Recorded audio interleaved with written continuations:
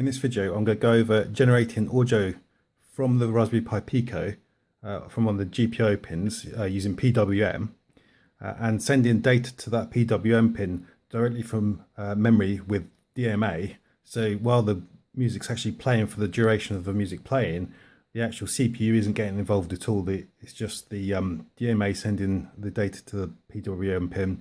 It goes through a little circuit here, which I'll cover as well. And then it goes to my amplifier with the speaker over here.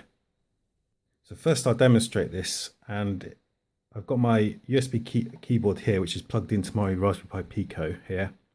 It's actually running my terminal emulation software, but I haven't got the VGA display connected because it's not required for this demonstration. And so the USB keyboard, when I press Control G, it will send a bell terminal signal to the Pico, and the Pico will play an audio file. For now, I've just got a demonstration file, so it's got a bit of music in there so you can hear the quality of the audio coming out of the PWM pin. So the Pico, actually the PWM pin is here, and it connects directly into this circuit over here, which goes into an op amp.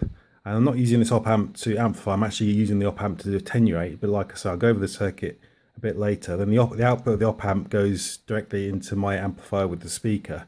And I've got 3.3 volts powering my op amp here. The 3.3 volts could be coming from the Pico. It's just as it's like a demonstration setup, it's more convenient to have a power supply over there on my breadboard. And also my amplifier is powered from a lithium-ion battery, but that amplifier could be one of the small LM386 amplifiers, which you can power off of the 5 volts, which goes to USB. So actually, it could all be powered without these two extra batteries. It just from the USB it could get powered. Okay, so if I press Control G, and you can hear the music coming out of here. Now if I can change the volume. Violence in movies and sex on TV. But where are those good old-fashioned values on which we used to rely? So that's just a sample I've done to demonstrate. So that was coming from the Pico. Just on a digital pin, just a GPIO pin using PWM into my op amp, which attenuates the signal a bit because the signal needs to be attenuated from the 3.3 volts down so that it can get fed into my amplifier with the speaker. As you heard, I could change the volume on the amplifier, just showing that it's coming out of that speaker over there. So if I play it again, and I'll... It seems today it's violence in movies and sex on TV. But where are those good old-fashioned values on which we used to rely? So it plays back quite well. So now what I'll do is I'll go over for an overview of actually the theory and how it works and what's required to get it working. And then I'll go over the circuit diagram of the op amp just to show what that does in the circuit. And then I'll go over the source code and show you how little source code is actually required to actually produce sound from the Pico on the PWM pin. And just something to note at this point, because the PWM pins, if you look at the way PWM works in the Raspberry Pi Pico, is that there's paired up, that you get two PWM pins paired together, and so you can actually output stereo just with one PWM configuration. And as you can have, I think, 8 PWM configurations, you can have 8 stereo channels coming out of the Raspberry Pi Pico at the same time. So the op amp circuit is a simple op amp circuit. I'm just using LM741 because I happen to have some lying around. Pretty much any op amp will do. And I'm using it with the feedback of 10k and input resistance of 100k. So rather than amplifying, it's going to attenuate by about a tenth of the output voltage. So the input voltage coming from the GPIO pin is going to be at 3.3 volts. So the output voltage is going to be about a third of a volt going to the amplifier, because amplifiers don't want too much voltage coming into them. I think typically about 1 volt peak to peak. So the actual op amp itself serves two purposes. One is to attenuate the voltage, and the other one is that on the output of an op amp, it doesn't really matter too much if you happen to short circuit it. So it's kind of a protection for the GPIO pin as well, because the input for the op amp is high impedance, so it's going to take virtually no current from the GPIO pin. So it's nice and safe to connect between the GPIO pin and whatever you want to amplify it with. So this is the kind of flow of information from one side to the other. So what I need to do first of all is prepare my wave data. So if I have a .wav file, on my PC, and I want to actually play it on the Raspberry Pi Pico. On the PC, I actually convert it into PWM data, and I convert that into a form which is an include file, which I can include into my Raspberry Pi project directly. So it's just a .h file. And if I do that there, I mean, because it's, I'll go through the source code itself on how I actually do this, but because it's written in C, it could actually run on the Raspberry Pi Pico if you wanted to. So if you were limited for space, you could actually create these PWM files from WAV files on the Raspberry Pi Pico. But if you prepare it up front, then it just takes some of the processing off of the Raspberry Pi Pico. So the idea is to get the Raspberry Pi Pico to play the WAV information directly with DMA to the PWM pin, and the CPU not having to do anything from then on. It just plays using DMA only. So once I've got that include file into my project and I upload it to the Raspberry Pi Pico, then the Raspberry Pi Pico, I set up a pin as a PWM pin, and when you set up one pin as a PWM pin, you get two channels, A and B. Now you don't have to set up the other pin as channel B, but if you want to, you could set up channel B as well. And that way you get stereo sound if you want a stereo sound. And that just so it doesn't matter whether you want to play mono or stereo. It's the process is exactly the same. It's just that you just enable channel B if you want to play stereo. If you play stereo, then you'll need 2 op amps on the output to convert your voltages. If you're using a 741, then you use 2 chips, but there are op amps where you get 2 in a package or four in a package, so you could just use a single chip with 2 or 4 op amps in it to actually do the op amp side of things, and that just converts things to about, well, maximum 1 volt. In my case, about a third of a volt. So that goes into an amplifier, an LM3. I think it's an LM386 that I've actually got in my speaker amplifier that you saw in the video earlier. And that just amplifies it to a power level which a speaker can handle. So again, if you just wanted to do mono, you just follow the top part of the circuit, just put that stuff in. But if you wanted to do stereo, you just duplicate the circuit down the bottom there. So before going to the source code, just to explain what I mean by going from a WAV file to a PWM file. So when you record a WAV file, you every so many milliseconds you record an analog value of how high these X's are from the baseline, and you just record that as a 16-bit number. So you got a 16-bit number recorded for every one of these X's on the line. And when you come to play it back, you can only play it at the resolution of that 16-bit number. So you see the height of this bar and the height of this bar, and they can only be the same height for the period between the samples, because you haven't got any information between those bits that you sampled. So you lose a bit of information like that. But generally you recreate the analog waveform. It's just a bit stepped. So on this slide, I'm comparing the original waveform, which is the real world waveform that has full definition, with what's being played back now as a PWM format. And so that you see that these pink bars are all exactly the same height as you go along the graph. Then that's because they're all fixed at 3.3 volts, because the GPIO pin can only output 3.3 volts and 0 volts. So now to represent the height of the bar is how wide the bar is between the 2 points. So here you see the bar is spans a full width between those 2 points, but here there's a bit of a gap between these two ones at the end. And as you come down the values, the gap between the 2 points gets wider and wider, and the actual full 3.3 volts gets narrower and narrower to represent the height you are on the y-axis, but by the period that the 3.3 volts is on and against the period the 3.3 volts is off, so the PWM value. And so even though this is kind of a frequency modulation rather than amplitude modulation, when it comes through the actual amplifier, your ears still hear it like it's amplitude modulation rather than frequency modulation. So this is how so on the right hand side here you can see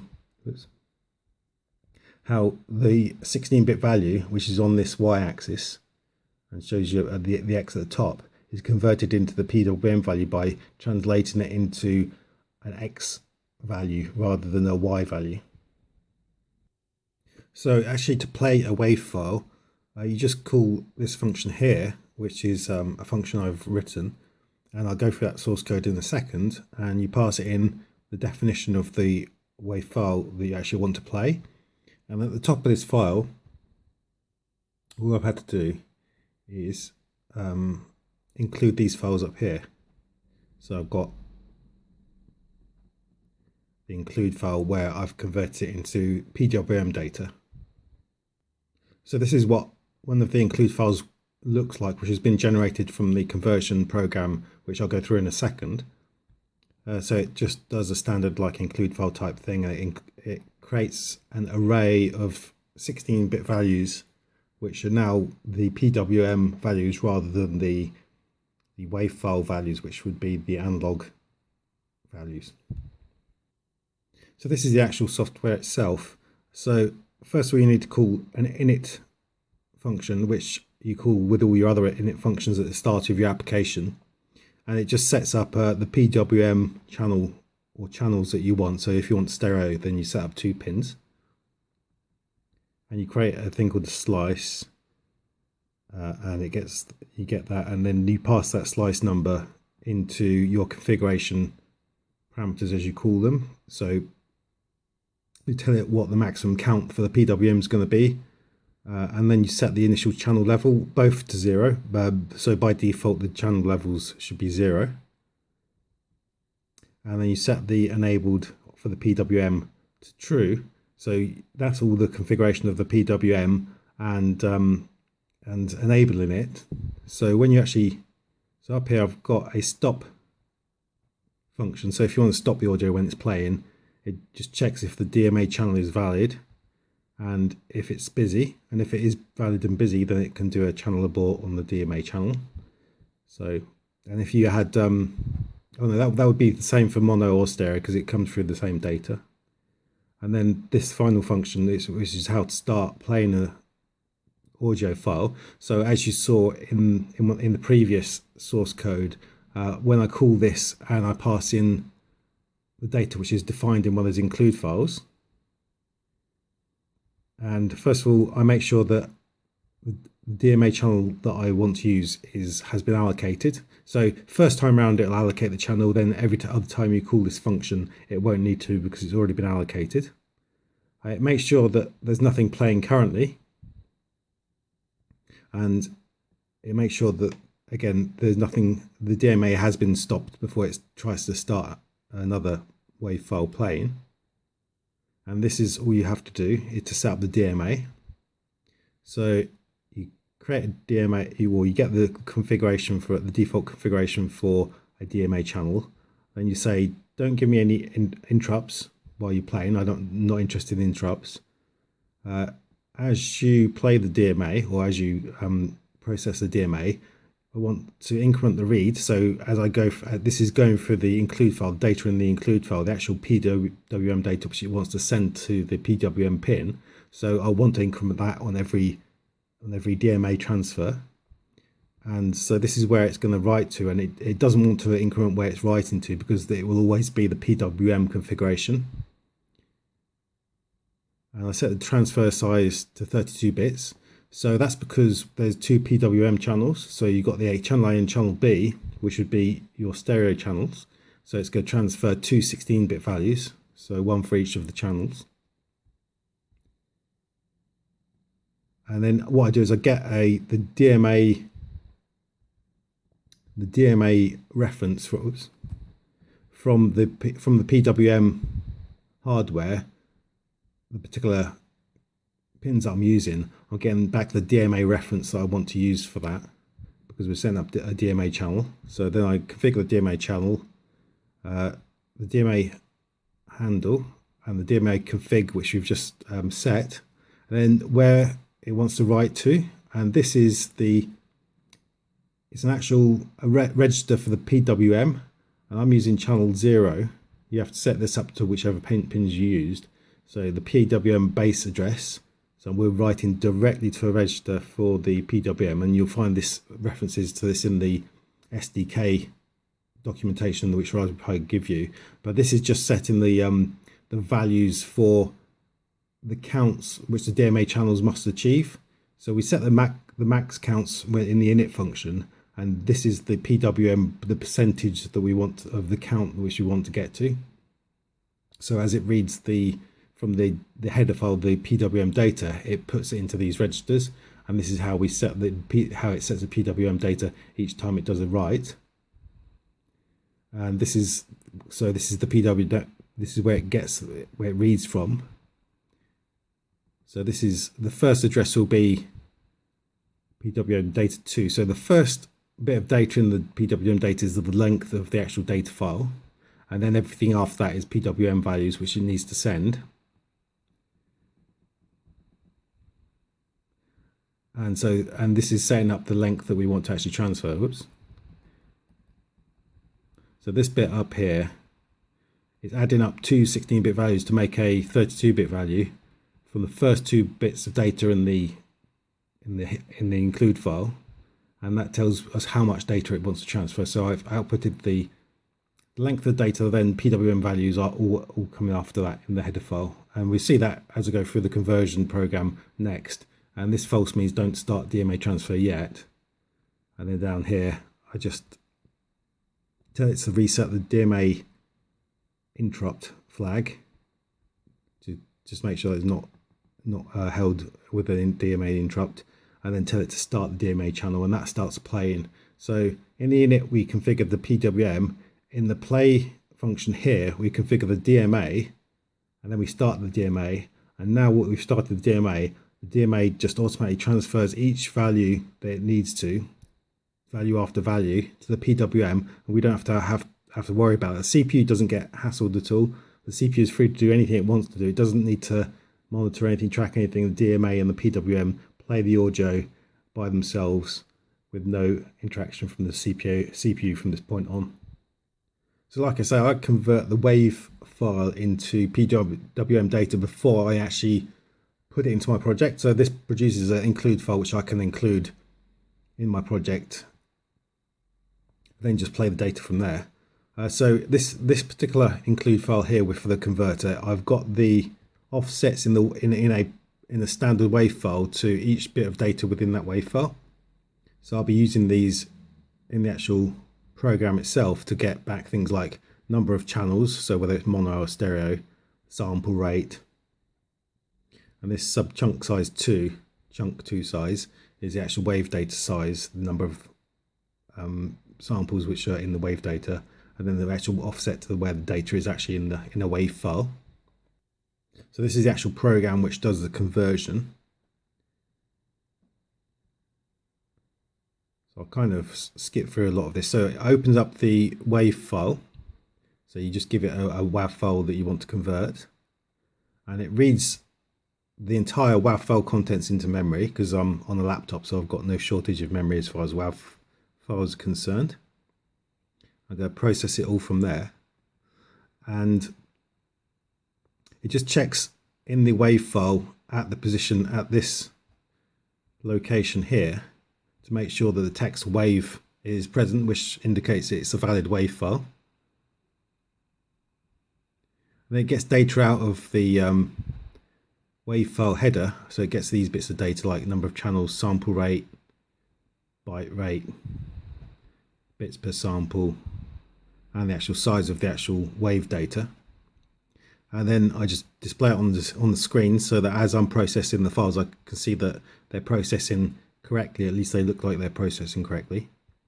Now, before I actually start processing this particular file, whichever one's been passed in, I just make sure at the minute it's mono. So I'm only using mono files for my data because I did a PIO version of this and a PWM version. So the PIO version, I only wanted mono files anyway, but to save space and everything, I only really handle mono files. Make sure the sample rate is the correct rate because I'm always assuming when I play back that it's going to play back at the this particular sample rate, and make sure that the data is 16 bits per sample. So that all needs to be valid for the conversion to proceed correctly. And then, like I say, you can change any of those parameters you want, but you need to change the program to actually make sure that the program is configured to play back at that. Otherwise, you'll get it playing back fast or slow, or not playing back very well at all, like garbled or something. Then I'm saying here I'm going to create a header file, and I'm just telling myself on the display what header file I'm generating, and I open the header file for writing, and you can see here I'm putting the top lines in the header file just to make sure it doesn't include the header file twice whenever it's included. I'm putting a note in as to what type of data I'm doing. So in this particular example, which I'm going through here, it's PWM data.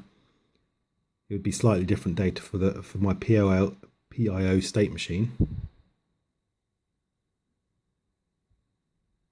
And here's the definition of the array which I'm creating. And like I say, these first two values which I'm putting in, they are actually the total size of the wave file, so that when I come to play it back, I know what to tell the DMA controller how many words of data it's going to expect to play, and so it only plays exactly however many words are required.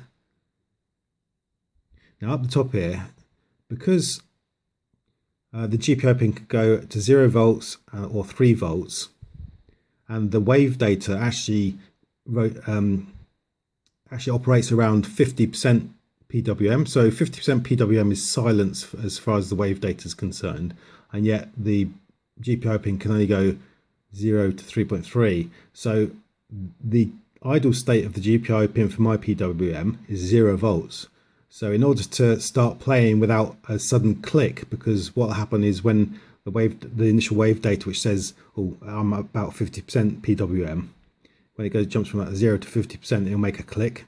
So I fade it in. So I've got the first, however many, I think it's a tenth of a second of the actual wave data, is it just fading up, so you don't hear that click when the playing starts. And that's what this loop does. It just creates dummy data which ramps up from 0 volts to 50% PWM, so you don't actually get the annoying click every time you start playing a sample. And then I just go through the actual sample data and I convert it from, because it's assigned int in the actual data file.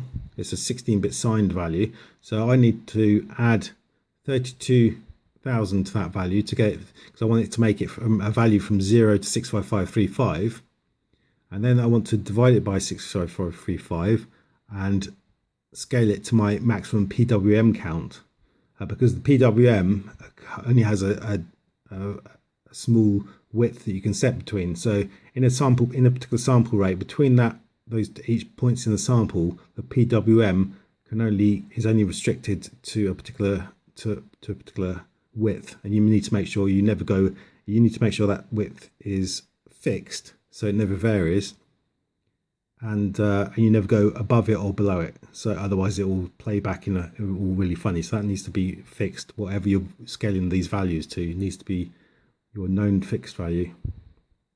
So then it goes through and it scales all the values and outputs them. So in this particular case, I am outputting into this line, and I'm just outputting the same value twice. Now if I had the stereo value, then these would be two different, they'd be alternating. So in the wave file you get left channel, right channel, left channel, right channel, and you'd put value 1 and value 2 as left and right channel. But as I'm only doing mono, I'm outputting the same value to both channels. And just to make the file neat, I'm putting new lines in every 12 values, because if you don't and you open the file and it's put all the data on one line, and it's like a 50k single line, then that can break text editors if you try and open that and read it. So it's best to break the lines into about like 12 values or something. And then at the end here, like I faded in, I now need to fade out to make sure that at the end of playing, it doesn't go from a 50% PWM to 0, because that'll make a click, a very audible click on your amplifier. So just fade it out from 50% PWM to 0% PWM, and then that makes it nice and quiet going out. And I just put two values in the end to make sure that the PWM is set to 0. So these last values are the last thing the DMA sends to the PWM, and it makes sure that the GPIO pins go to 0 value.